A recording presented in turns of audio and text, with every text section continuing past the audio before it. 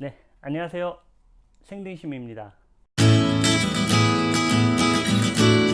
네, 오늘은 오징어 게임에 요즘에 아주 핫하죠. 그래서 리뷰를 한번 해보려고 합니다.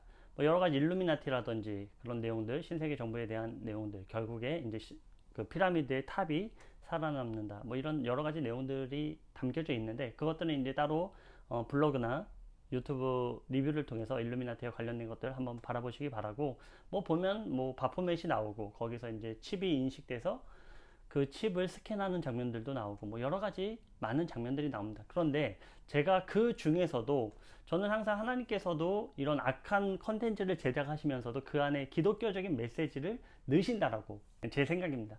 하나님께서도 그 제작자들도 의도하지 않는 하나님의 메시지가 들어가 있지 않나, 저는 그렇게 믿고 싶습니다.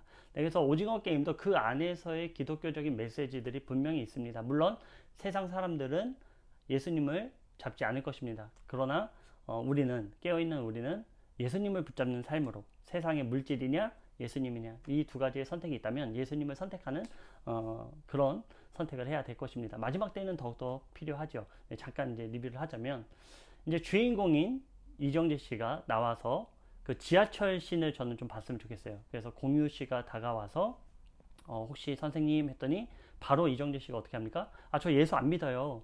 그러니까 이 말이 어떤 말인지도 모르고 일단 세상은 예수님에 대한 메시지를 원천 차단합니다. 들으려고 하지 않아요.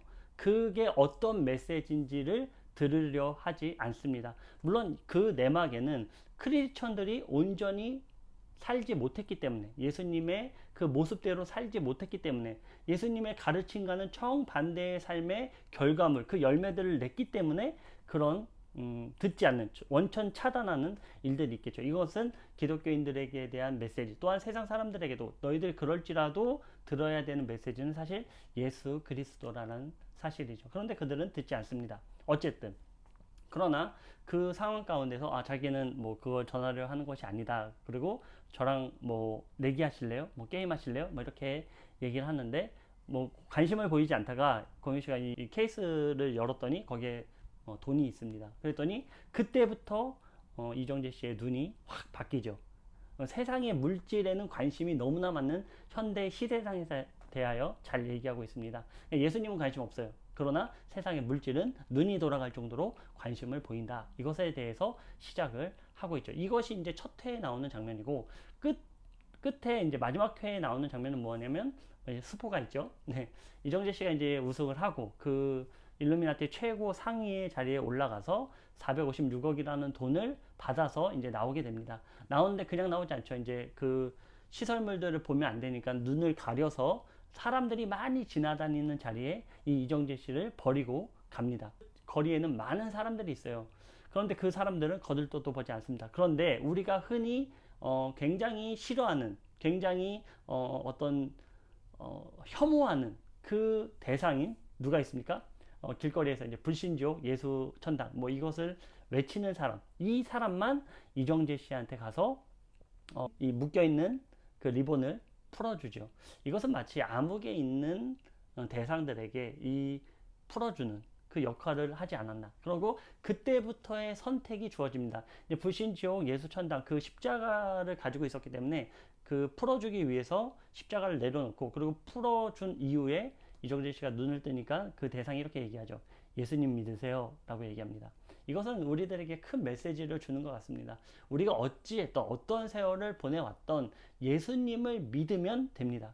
그리고 그 대사 이후에 바로 등장하는 신이 무엇입니까? 그 십자가를 내려놨기 때문에 그 끝에 보면은 지저스라고 써 있어요. 예수님이죠. 그리고 그 앞에는 뱉어낸 크레딧 카드 456억이 들어있는 카드, IC 칩이 박혀 있다는 것을 우리가 주목해 봐야 됩니다. 어쨌든 IC 칩이 박혀 있는 이 카드, 신용카드 둘 중에 무엇을 선택할 것인가에 대한 화면이 줌을 잡아줍니다. 그런데 점점 예수님은 흐릿해지고 크레딧 카드는 부각이 되죠. 그리고 결국 그 주인공은 예수님을 선택하지 않고 크레딧 카드를 잡고 456억을 선택해서 은행에서 돈을 뽑는 모습들, 그런 장면. 이제 이후에 많은 뭐 여러 가지 리뷰들이 있습니다. 뭐 456에 대한 것들, 그 숫자에 대해서, 그것이 이제 666으로 관련되고 바포맷이 등장하고, 뭐 라찌에 대해서 뭐 십자 그 피라미드가 등장하고, 뭐 여러 가지 뭐 리뷰들 너무나 많습니다. 또 뭐 이정재 씨와 또 그 할아버지의 관계가 이제 아버지의 관계, 아버지 아들의 관계, 그리고 이제 빨간색으로 염색하면서 이정재 씨가 이제는 그 윗자리에 순위 계승을 하는. 그러니까 이 일루미나티들의 목적은 자신들의 어떤 가정이라든지 이런 것을 중요하지 않습니다. 자신들의 목적이 중요한 것이지 자신들의 가정이라든지 어떤 목숨조차도 이들은 아끼지 않죠. 왜냐하면 그 일루미나티의 추구하는 사상이 먼저 되기 때문에, 사단의 사상이 먼저 되기 때문에 그렇습니다.